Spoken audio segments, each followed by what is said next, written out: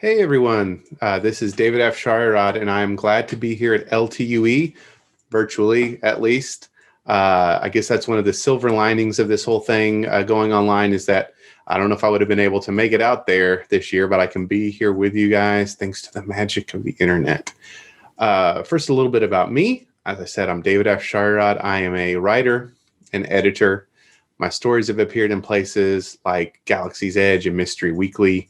Also some anthologies, including Parallel Worlds, The Heroes Within, and anthology called Things from Outer Space. As an editor, I was behind the 5-volume series we did for Baen called The Year's Best Military and Adventure Science Fiction, as well as a standalone anthology called The Chronicles of Davids. I'm also a consulting editor at Baen Books and have been for going on 8 years now. And I do a lot of stuff for them, but what is probably most pertinent to what we're here talking about today is that I write a lot of their catalog copy, sales copy, cover copy. And this is, of course, how to write sales copy. So that's why I'm here to talk about today is sales copy, cover copy. I want to kind of say at the outset, I'm probably going to just be using those terms more or less interchangeably. For our purposes here, I kind of think they are one and the same. You know, I do the newsletter for Baen. I do ads for Baen. I write cover copy for Baen along with Tony Daniel, who is I guess a senior editor at Baen Books. And, you know, they all feed off into each other. We'll take the cover copy and a shorter version we'll use for an ad, or a medium-sized version for a newsletter, or a shorter version for the little blurb in the newsletter, what have you. So I may be using those terms kind of interchangeably throughout, but I'm really talking about the same thing. So wanted to let you guys know that. So I guess we should start with the obvious, which is, why is good copy important? And I would follow that up with a question, which is, how do people decide what books to read? And if we were live, I would probably ask you guys to raise your hand and I'd call on people, but we'll just pretend. So, of course, genre is one way that people pick books. You're a science fiction reader. You're wanting to read a time travel story. You get on Google and you Google time travel novels. You might, or if you're in a bookstore, you wander over to the science fiction section. Okay. A lot of readers will find books just simply by the authors that they like. You've got a name. This is where being a bestseller helps you. People have read one of your books, they go read the other ones. Another way is, of course, recommendations. A teacher or a friend, someone in a book club, a bookseller, a librarian who knows your tastes recommends a book to you. And of course, this kind of goes along with algorithms. You know, when you get on on Amazon or wherever, and they say people who bought this book also liked, I would consider that a recommendation. So that's a way people find books.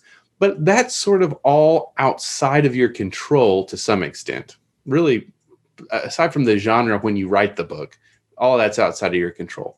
So what is within the scope of the book that convince people to pick up a book and read it, to buy it, hopefully, or check it out from a library? Well, the cover art, cover design. We always say, don't judge a book by its cover, but of course we do. But unless you're an artist yourself, you're probably not going to be doing your own cover art. Maybe if you're self-publishing, you might do your own cover design, possibly, but you are talking to the wrong guy if you want to learn about that. I'm sure there are plenty of resources for you there. What I want to talk about is the cover copy, the sales copy. And this, to me, is really the make or break. So someone gets a recommendation, and then they go, and what do? They read the cover copy, and then they decide. Someone is passing by a book, and the cover art catches their eye. They pick it up, they flip it over, they look at the cover copy, they read it, and that's really that's what sells the book, in my opinion, is making that choice is made, you know, hopefully after they've read the cover copy. Maybe if the book is not for them or the cover copy is bad, maybe in the middle of reading the cover copy, they decide to put it back. Or maybe they decide, hey, you said enough, I'm going to buy this thing. So the cover copy is incredibly important, not just how people discover books, but to make that decision to take them home. Okay, so let's talk about this. I am kind of going to think of this as on the flap of the cover, hardcover book jacket, or if it's a trade paperback or a mass market paperback on the back. There's sort of these sections that I think of this in. And 3 out of the 4 are pretty basic, but we'll talk about them. And then there's the kind of meat and potatoes of the book description, which we'll spend most of our time on. So the 4 parts that I kind of think of it as is keynote, headline, book description, and then about the author or about the book section. So let's talk about these. And I will say these are not hard and fast. Not every book has them. In fact, as I was looking for examples, I had a hard time finding books that had all 4 of these elements. They kind of get combined. The lines get blurred. They leave out this part. They leave out that part. Especially with those 3 sections like I'm talking about that are not the book description. So again, this is not a fill in the blanks Mad Libs kind of thing that you can just plug things into and get the formula for finding how to write a book description sales copy. But I think it's useful to think of them this way. So let's look at keynotes. So the keynote is sort of a short, high concept sales pitch. I think of this, if you're familiar with the term elevator pitch. This is 1 sentence, maybe 2 sentences that give a feel for the book, but don't go too deep into anything. You probably are not going to get character names in this situation, more descriptions. A hero with a dark past, a mermaid, a down on her luck mermaid, something like that. Okay. You might get a little bit of the setting, but maybe not. Depends on the book. You really just want this to be a hook. So these will typically be used sort of as a headline or above a headline, the way I think of headlines. Typically, you might see these even in a different color or a different font, kind of at the top. So let me give you some examples. This is a book called This Storm by James Elroy, who wrote LA Confidential and The Black Dahlia and other things. So this is what I would think of as the keynote for that book. January 42. LA reels behind the shock of Pearl Harbor. Local Japanese are rounded up and slammed behind bars. Massive thunderstorms hit the city. Okay, so that's the keynote. It gives us a little bit of an idea of what's going to be happening. It kind of gives us this one does give us the setting. We don't get any character names, but we generally kind of know a little bit of a hook of what's going on.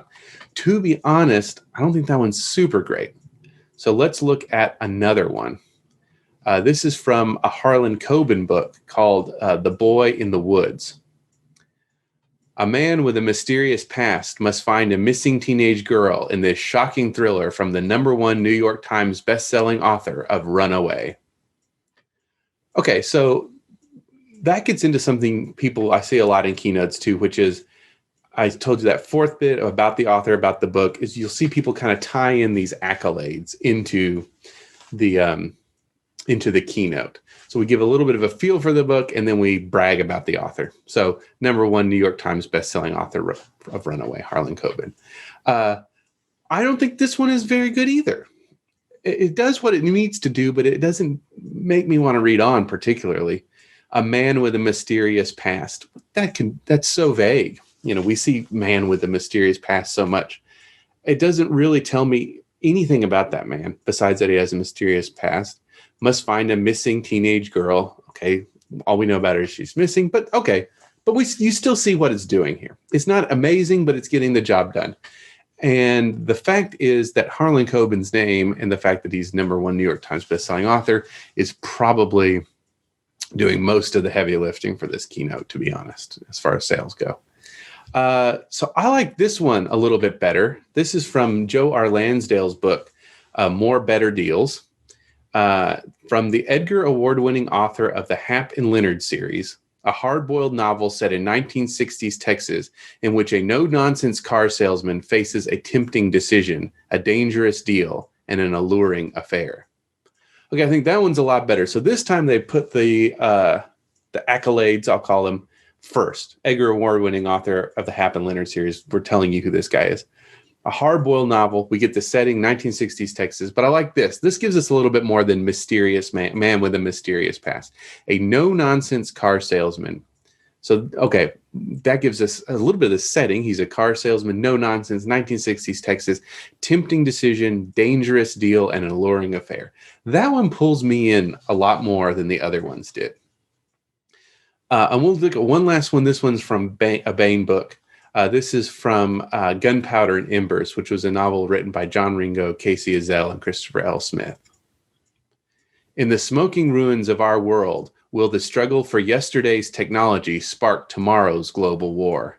A new post-apocalyptic novel in which a young cowboy claims his destiny and tries to prevent a catastrophic war, from New York Times bestselling author John Ringo, Casey Azell, and Christopher L. Smith. So I'm bragging on us at Bain. I'm going to do that throughout this talk, obviously. Maybe it's obvious, should be. I'm going to pick my own stuff and Tony's stuff. But I think this one is much more interesting. We've got this question here. In the smoking ruins of our world, so it's post-apocalyptic, will the struggle for yesterday's technology spark tomorrow's global war? So we get a little bit of what's going on. We're trying to recreate what had happened, what the technology we'd had in the past. There's a threat of war. Then we say a new post-apocalyptic novel in which a young cowboy, so this is what I'm talking about, we don't get names, we just get a young cowboy claims his destiny and tries to prevent a catastrophic war. So I think this one, to me, is an example of a really good keynote. And I'll be honest, I can't remember if I wrote this or Tony wrote this or who wrote it, but I think this one works really well. We get the New York Times bestselling author stuff. We say it's a new post-apocalyptic novel. We get the character, we get the setting, we get the stakes. That's really important, I think. In the Coben one, a mysterious man tries to find must find a missing teenage girl, but we don't know why. We don't know why we should care. I mean, obviously we don't like teenage girls to go missing, but beyond that, we don't know the stakes in the novel. The Lansdale one's a little bit better. We know he's facing this tempting decision and dangerous deal, but again, we don't get a sense of the stakes quite as much. So I think that is one way that this keynote from Gunpowder and Embers really, I think, does what it needs to do, does all the heavy lifting it needs to do. Okay, so that was keynote, and I want to move on to headline. When I think of a headline, as something shorter, more pithy, a slogan, a little bit of it's not so much the elevator pitch of the book. It's very attention-getting, and I think for you literary types, it's more evocative than the keynote. So let's take a look at them. So the first one, I'm going to go back to Gunpowder and Embers. And that headline we put on the book was War in the Smoking Ruins of Tomorrow. So again, very evocative. We got war, smoking ruins of tomorrow. We know it's future. We know it's post-apocalyptic. I think that works really well as a headline. So at Bain, I'm going to read you some more that we do. We do a lot of imperative sentences. I think these work well as headlines because they draw people in. You are the subject in a way. So just for example, we have things like fight the alien horde, save the future. For a book by Robert Butler called My Enemy's Enemy, we had the headline, Stop the Nazi A-Bomb. So here we go, because let's look at that one real quick. Nazi A-Bomb. The Nazis didn't have the atomic bomb. If you know your history, they were working on it. They didn't get it. So in here, we know this is an alternate history novel. And then the Stop the Nazi A-Bomb, that is drawing you in. You are being asked to join in a way, as the reader, to join in stopping the Nazi A-Bomb. Space-Time War by Les Johnson is a new book that we've got coming out. This is the headline, Battle Across Space, War Throughout Time. So again, Space-Time War, Battle Across Space, War Throughout Time. It's evocative. It doesn't really tell us a ton about the book, but enough to make us interested, I think. You can also do more descriptive headlines. Dave Butler, who is here, and Aaron Michael Ritchie, here, so to speak. Aaron Michael Ritchie's book, The Jupiter Knife, we had the headline, An Ancient Evil Haunts the Land. So that's more descriptive of what's going on. But again, it's not really telling us, the plot of the book, or even a little bit of a hook. It's just sort of a description of the general feel. And then one final one I'll say from Bain, again, Ship of Destiny. This is Frank Chadwick book, is Surrounded by Death, the Secret of Immortality is Within Reach. So I think, again, it's evocative. It doesn't tell us quite as much as the keynote does, but it gives us a feel. And again, the line between these is thin. Well, let's take that Ship of Destiny. We could easily do Surrounded by Death, the Secret of Immortality is Within Reach in this fast-paced science fiction thriller from Frank L. Chadwick. So in that way, then it kind of becomes a keynote, becomes a headline mixing together. So again, they're not a hard and fast rule that you have to have. Let me say a little bit about that fourth section, which was the what I call the bragging section about the author, the accolade section. This is almost separate from copywriting in a way. Sales copywriting, but we'll go with it. And these are kind of putting blurbs and review quotes on hypothetically the back of the book or at the bottom of your ad or what have you. So let's talk a little bit about how you pick those. I'm not going to go into, asking for them and all that. That's kind of outside the purview of here. But let's say you've got a stack of quotes or what have you. Just real quickly, you don't ever want to quote Goodreads or Amazon reviews. They don't really mean anything as far as sales go or, to book buyers. And it's also legally dicey. You don't have permission to use those. So don't ever use those.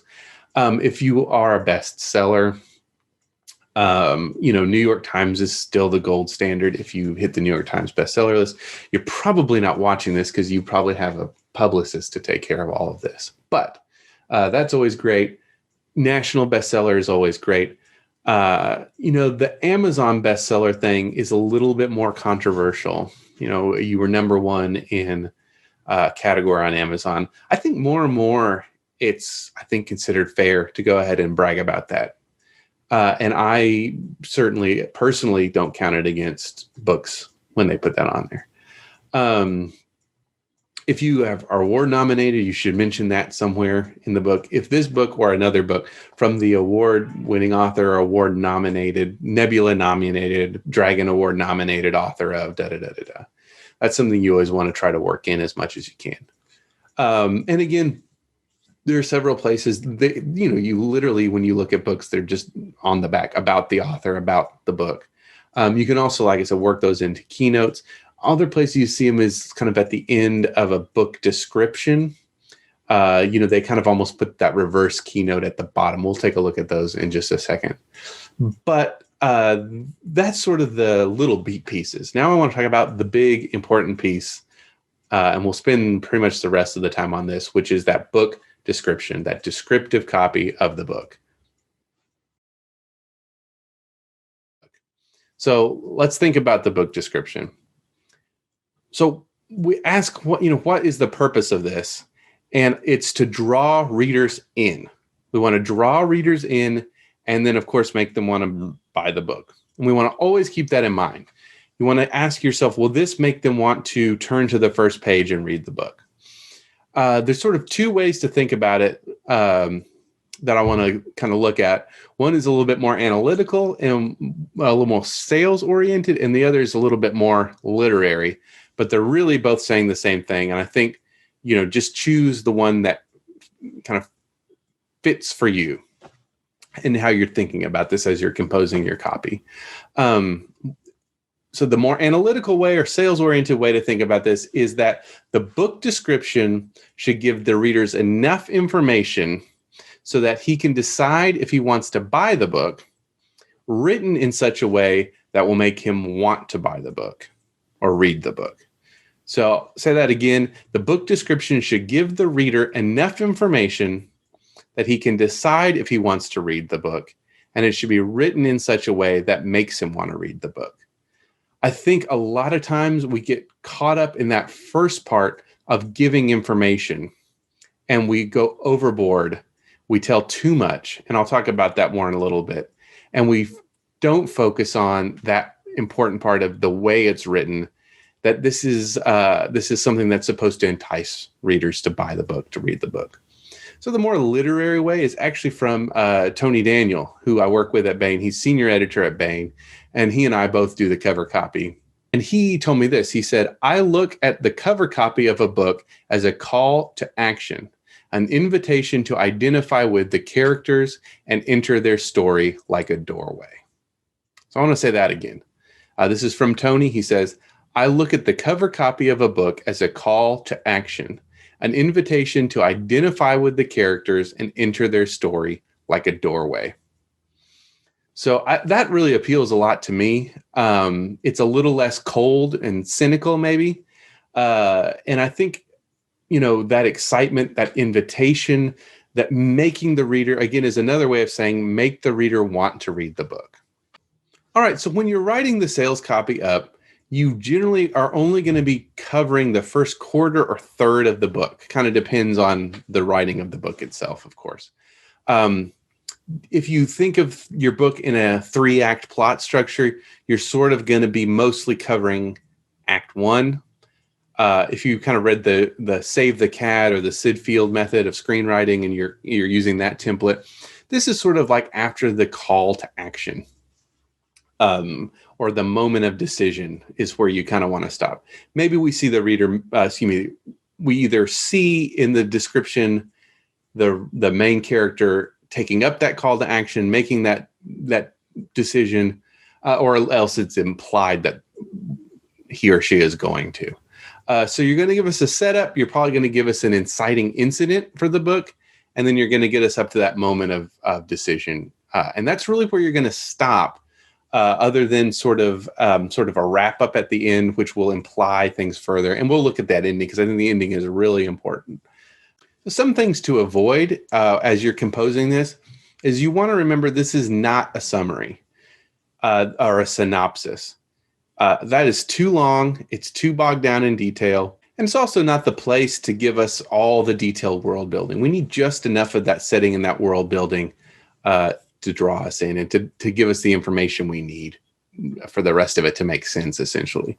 And this is a common problem I see is way too much backstory, way too much world building, and way too much just summary of events. And we're going to talk about a little bit later, again, how to use language that's going to help with that. The other thing you want to keep in mind is you don't want to bait and switch. So you want readers to buy the book, but you don't want readers to buy the book under false pretenses. That's the word I'm looking for. This will tick them off. The cover or sales copy should, as accurately as possible, represent what the reader will find between the pages, albeit in an idealized form. So the things you want to include are, well, the character, plot, and setting, really. The things that your English teacher from grade school said that stories need to have. And you want to tell the readers what those characters, plot, and settings are. This is from Tony Daniel once again. He said, I think people buy books from copy because they are intrigued by the character sketch, the setting, and the idea the plot turns on. So you see that again. A character sketch, a setting, and the idea the plot turns on. And that, to me, rings very true as a reader. So you want to have the setting in there. Readers sometimes are in the mood for certain settings, or they're drawn to certain settings. And the setting is not just the location, although location is obviously part of it. The time period is obviously part of it, whether that's in the past, the present, or the future. And then also sort of what I think of as the milieu, which is the tone of the place and time. So you can have a New York City that is glitzy and glamorous. You can have a New York City that is dirty and dangerous. And I think you want to convey that in your description, the feeling of the setting, as well as just the nitty-gritty time and place. Another thing, and this is sort of outside the character, plot, and setting, but I think is important for a cover copy to address, is the tone of the book. And that kind of goes back to that milieu I was talking about, but kind of expanded out, not just to the setting. Is the book funny? Is it gritty? Is it sad? Is it thrilling? Is it scary? Now, the copy doesn't have to be that. So you can have a scary book that the cover copy is not scary, but the cover copy, the sales copy should in some way indicate that the book will be scary. If the book is funny, you don't have to laugh at the sales copy, but the sales copy should indicate that the book is going to be a funny one through word choice, sentence length, sentence structure, of course, what you're talking about as well. So I want to look at an example of that book, This Storm by James Ellroy. I'm just going to read the first couple paragraphs of the book description. A body is unearthed in Griffith Park. The cops tag it a routine dead man job. They're wrong. It's an early warning signal of chaos. There's a murderous fire and a gold heist. There's fifth column treason on American soil. There are homegrown Nazis, commies, and race racketeers. It's populism ascendant. There's 2 dead cops in a dive off the jazz club strip, and 3 men and 1 woman have a hot date with history. That's not the complete book description, but I think it gives a feel. If you've read Ellroy's works, you know that very much conveys what it feels like to read them. He uses short, declarative sentences. It's tough, it's mean, it's fast-moving, and we get that sense from that book description. All right, so this is another book that I want to contrast with This Storm by James Ellroy. It's Noir by Christopher Moore. And I kind of chose this because it is sort of set in California, although San Francisco, not LA, but it's set in the 40s. It's a detective novel, and yet couldn't be more different. It's, for one thing, it's a science fiction kind of fantasy. And for another thing, it's lighthearted. It's Christopher Moore. So let's take a look at just, again, the first paragraph of this. San Francisco, summer 1947. A dame walks into a saloon. It's not every afternoon that an enigmatic, comely blonde named Stilton, like the cheese, walks into the scruffy gin joint where Sammy Two Toes Tiffin tends bar. It's love at first sight, but before Sammy can make his move, an Air Force general named Remy arrives with some urgent business. Because when you need something done, Sammy is the guy to go to. He's got the connections on the street.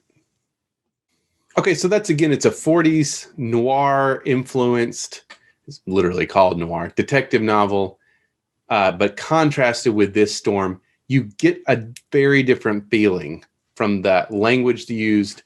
You get that this tone is going to be much lighter. It's going to be borderline almost a parody versus sort of a hard-hitting, gritty crime novel from Ellroy. All right, so another thing to talk about is the character. You really want to focus on your main characters here, and you want to have as few as possible without it feeling like you're leaving stuff out. And the one thing I want to really, really stress is that you should give the characters' names in the book description. For some reason, you see people like to go all Cormac McCarthy on these things and refer to their characters as the man or the boy, the detective, a detective with a hidden past. Now that in the keynote, I said do that because the keynote is much sharper or shorter and sharper. In the book description, we want to give the characters more life. And one of the easiest ways to do that is to give the names.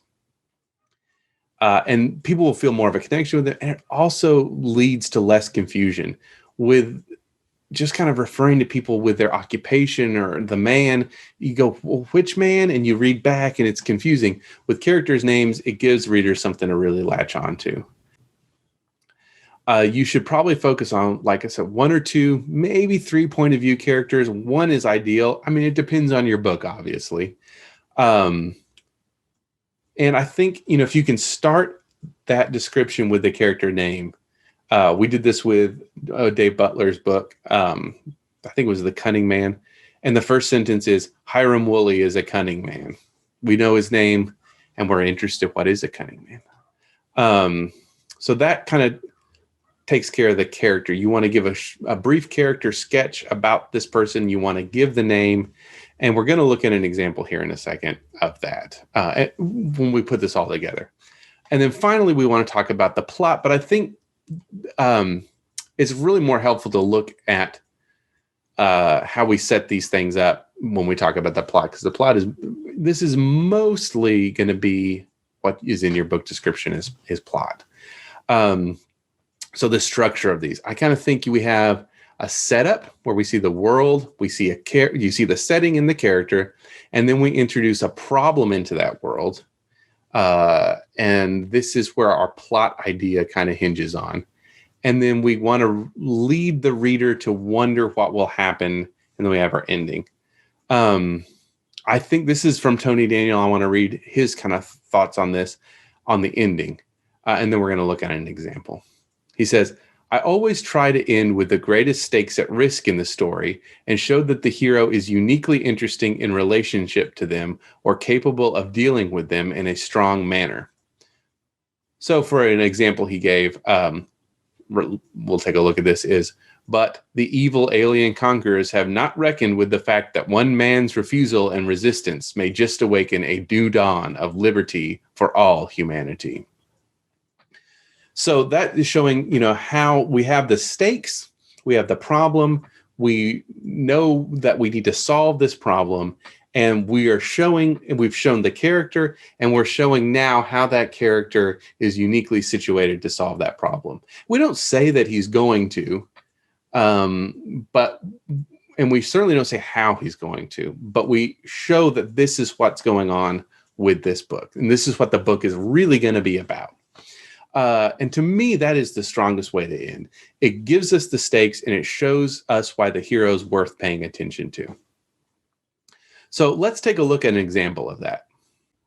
The Rim Rebellion was glorious and doomed from the start.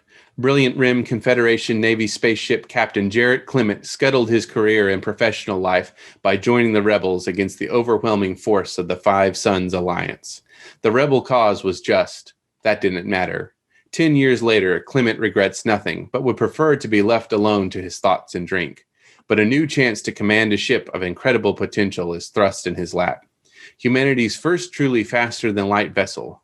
The destination, Trinity, a newly discovered star system where strange signs of possible spacefarers may lead to humanity's first alien encounter, or to interstellar war. Humanity is on the brink of a new age, and everything depends on one crusty starship captain, his gritty crew, and the Beauregard, a ship that was never meant to wage war, turned into a weapon-bristling battleship that will either propel humanity to ultimate destruction or into a new starfaring age of exploration and conflict. And along the way, a noble lost cause, one Captain Jared Clement, may finally get his revenge and find his redemption. So that was a book by Dave Barra called Trinity that's going to be coming out later this year. Tony actually wrote the copy for that, and I think he does a great job we are introduced to the character of this captain. We're introduced to the stakes of this possible war. The battleship that will either propel humanity to ultimate destruction or into a new starfaring age of exploration and conflict. So we've got the stakes, we've got the setup, and then we end on this note. And along the way, a noble lost cause, that is our character, may finally get his revenge and find his redemption. So we see that it's going to be about him getting his revenge, finding his redemption within this plot structure and setting. And I think that works really, really well at illustrating how to do that. Another, just as a little bit of a kind of a fun tip, this is from Toni Weisskopf, who's Bane's publisher, and also she edits an editor as well at Bane. And she always says, if you can end on the title, that's always nice. So this is just the last paragraph of a book by Tom Kratman and Mona Lisa Foster we've got coming up. Obviously, I'm just going to be reading the very end of it, so some of it may not make sense, but the book is called The Romanov Rescue. And we end with, follow then as the general gives the orders. The prisoner of war raises the men from among his fellows, and the airship launches itself forward to contest fate, to tear the fabric of time, and to effect the Romanov rescue. So that's just one way to do it. We also did it with Dave Butler's The Cunning Man. The last paragraph was, the job will take a man who has known sorrow, a man who has known war, a man of wisdom, a man of magic, a cunning man. And the name of the book was, of course, The Cunning Man, but same kind of concept.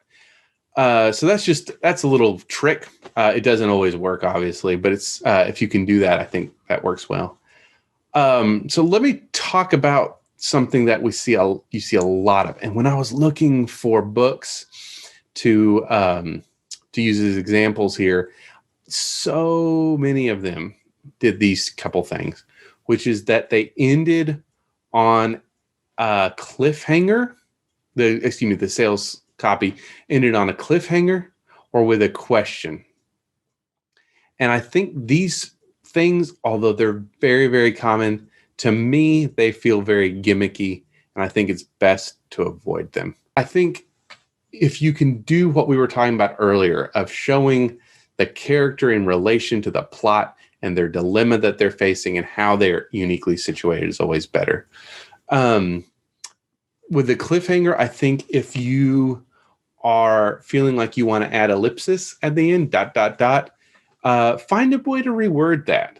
And the same thing with the question is, it just feels like a gimmick to get me to read it. But so, will the hero save the world in time? I don't know. Why don't you tell me? Well, you're going to tell me in the book. There was a book, which I don't want to mention because I don't want to give negative examples, but it literally, the last line of the copy was, but does he have what it takes to see the plan through? It's meant to draw me in, but it's so inert that it doesn't. Like, that's sort of the implied contract with any book is that there's this question. You're essentially ending with, will the hero prevail? And the answer is yes or no. And I know that before I read your cover copy. So I want your cover copy to have something that's a little bit more specific to it than something that vague. And even anytime it's a question, you're doing that sort of vague, will this book end, essentially, is what you're asking. Of the two, I think I prefer the cliffhanger to the question, though I think trying to make it as not as cliffhangery as possible. You can end with that moment of decision, show what the choice the character has to make, and show what's standing in the character's way, what he can gain if he chooses this, what he loses if he chooses that. And you can leave it there. And that is sort of a more fair cliffhanger ending, I think. So let's talk about just sort of general tips and pitfalls tips to do, pitfalls to avoid when you're writing. So this is where you lean really hard into all the cliche writing advice that you've ever heard from everybody. Active, not passive voice. Go through and figure out how many to be verbs you have and take out as many of them as you can. Rewrite your sentences to have more active action in them. You don't want to get at the thesaurus to where it sounds silly, but you want to use those verbs with vim and vigor. You want to avoid adverbs and especially adjectives, and again, rewrite your sentences. This is something that is standard writing advice. That's always important, but when you've got such a short space, it becomes even more so.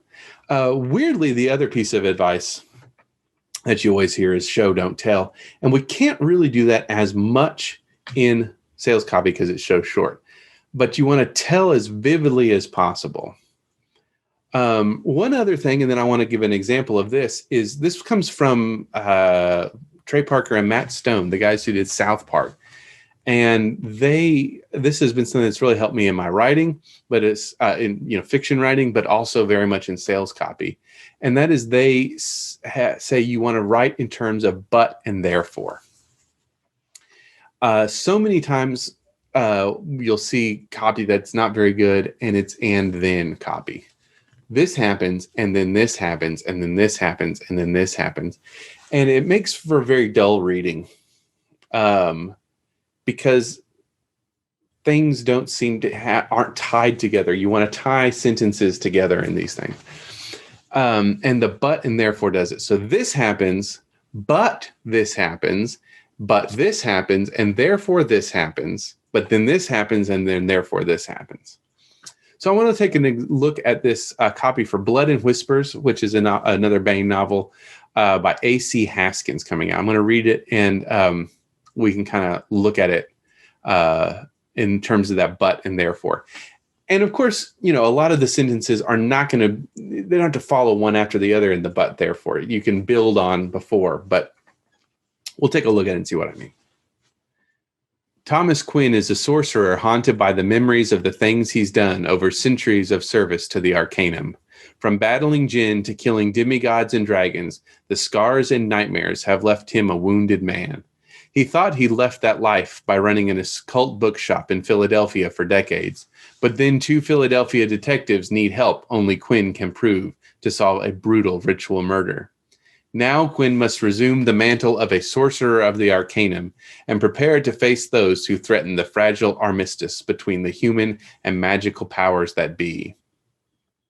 Quinn takes on rogue sorcerers and fey monsters as his investigation leads him through the streets of Philadelphia to the court of a fairy king. At stake, a possible oncoming magic apocalypse.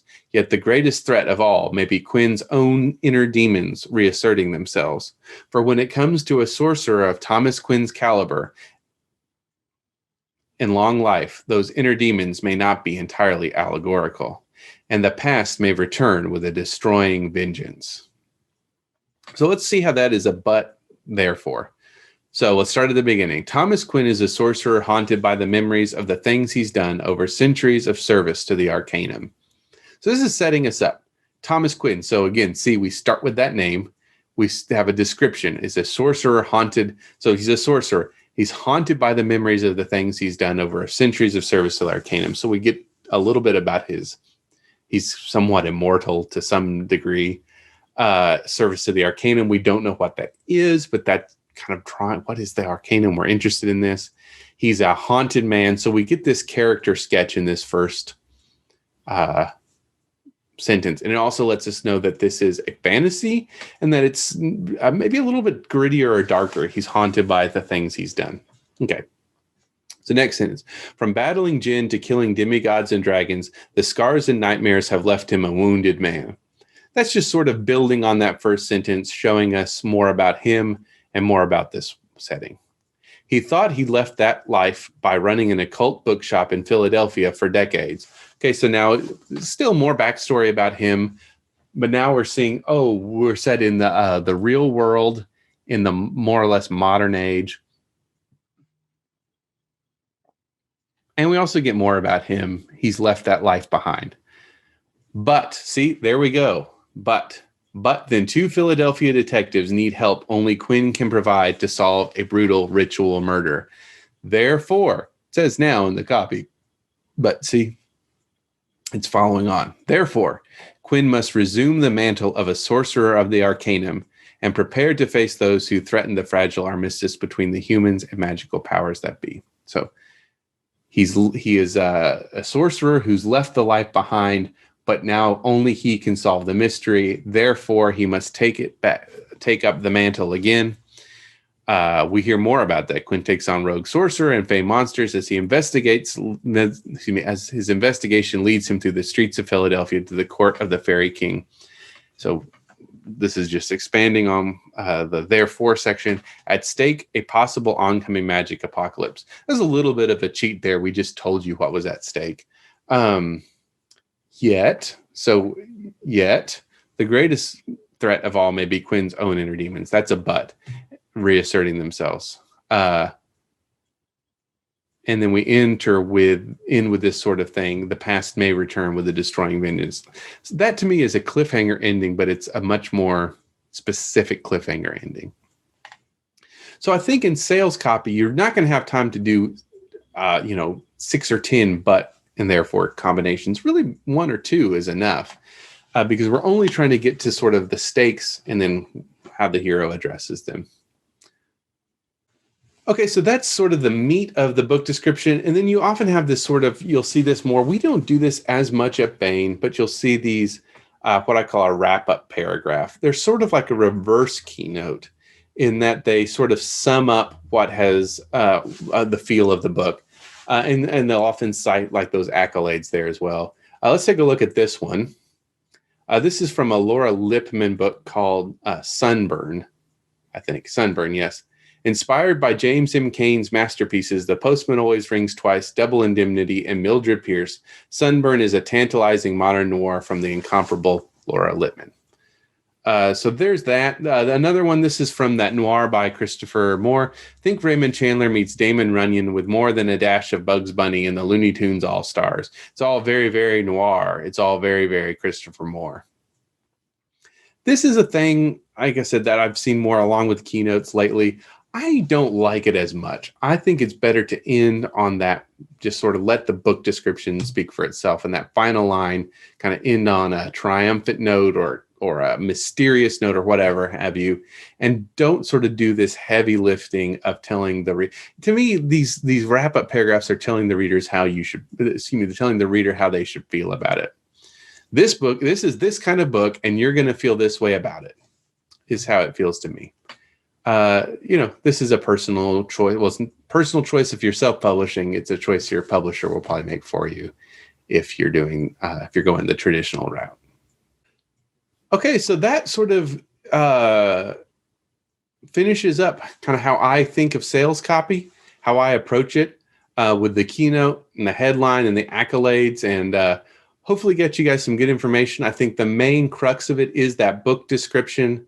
And I just want to reiterate here, those two ways of thinking about it, either as a call to action, a doorway to join the join the character, or as that sort of more sales-oriented way of thinking. It's giving the reader enough information that to let him decide if he wants to buy the book in such a way that will make him want to buy the book. I think sales copy is really important, especially in this day and age where there are so many things, so many options online with e-publishing and indie publishing, that it can really be the difference between somebody giving the book a chance and not. It's as important as cover art and cover design to me, and I think it doesn't get talked about enough. We had 50 minutes here, 45 minutes here, whatever it was. I hope I hit the highlights for you. If you have any questions, go ahead and email me at dafshariradwriter@gmail.com. I can't promise I check that super frequently, but I will peek in there here in the weeks to come. I think you can also send me a message over Discord here. I'm still learning the system as I'm recording this.